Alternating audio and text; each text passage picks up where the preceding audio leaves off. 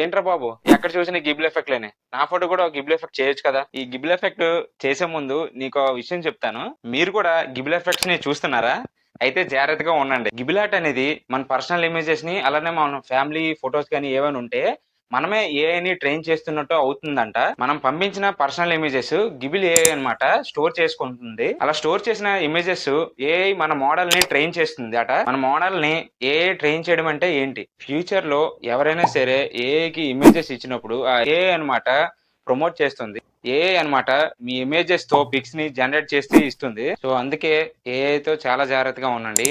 AI మనకి ఎంత use అవుతుందో అదే విధంగా మనకు నష్టం కూడా కలిగిస్తుంది. మరి మీరు ఏఐ నుంచి జాగ్రత్తగా ఉండాలంటే స్క్రీన్ పై కనిపిస్తున్న ఈ వీడియోలో సెట్టింగ్స్ అనేవి ఎలా చేంజ్ చేశానో సో అలా చేంజ్ చేసుకోండి. కొంచెమైనా మీరు సేఫ్ లో అయితే ఉంటారు. శామ్ ఆల్ట్మన్ అన్నమాట మనం చేస్తున్న ఈ గిబిల్ ఎఫెక్ట్ పైన ఆల్రెడీ ట్విట్టర్ లో ట్వీట్ కూడా చేశారు. మీ పర్సనల్ ఇమేజెస్ ని చాట్ జీపీటీలో గానీ గ్రోక్ అనే యాప్ లో గానీ ఎక్కడ షేర్ చేయకండి. చాలా జాగ్రత్తగా అయితే ఉండండి. ఇలాంటి యూజ్ఫుల్ కంటెంట్ కోసం మన ఛానల్ ని సబ్స్క్రైబ్ చేసుకోండి.